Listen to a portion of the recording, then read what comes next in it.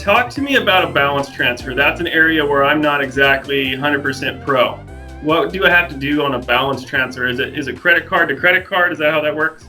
Yeah, so the thing with the balance transfer card, this can be a good option if you are able to pay off the entire balance within the introduction time period. So you get a balance transfer card. What they're doing is they're offering you a 0% interest rate for 12 months.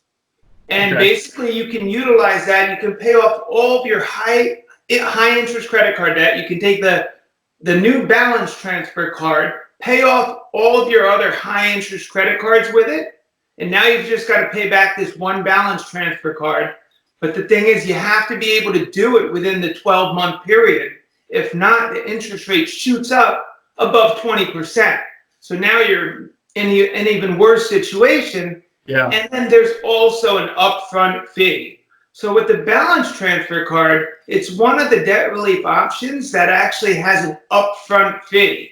Okay. I don't know how they get away with it, but the credit card companies will charge you up to 5%. So if you transfer $100,000 onto this balance transfer card, you're going to have to pay $5,000 up front. Oh my gosh. But hey, yeah. Does that work in tandem with a loan? Like, what if I don't have $5,000 up front? Is there a way that I can get that money to make this happen?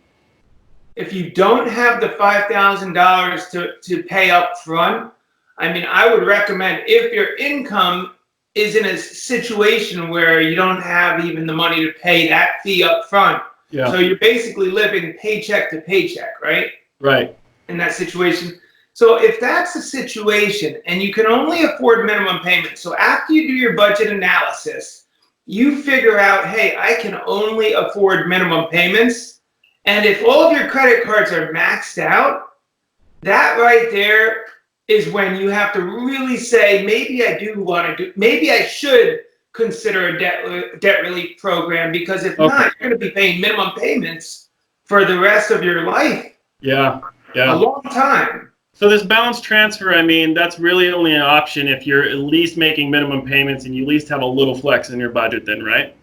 Yes, exactly. And you do need to have a high credit score. So if your credit score is 710 or lower, you're not going to be able to qualify for a very attractive card where it's even worth utilizing the balance transfer method.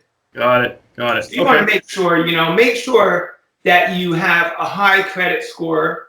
Make sure that you can aggressively pay this balance transfer card off. You need to figure out exactly, if I do the balance transfer card, what is my payment going to be on it after I transfer over all this credit card debt onto it? Figure out what the payment is going to be. Go back to your budget. And if you guys need a budget tool, we can give you a free tool to use on our website. Again, if you just go to the website, go to the choose a debt relief option, and there's an option there for budget. You can actually get it. We can leave it in the comment section as well, right? Here, yeah. Okay. We'll put it on the screen. We'll put it in comments. We'll take care of it. So you've got the debt snowball tool and the budget tool. These are just two free tools. Anything you do, you want to start with a budget, because you need to see how much money you have available. But back to what we were just talking about. So if you can only afford minimum payments, you have a few options. You can do consumer credit counseling.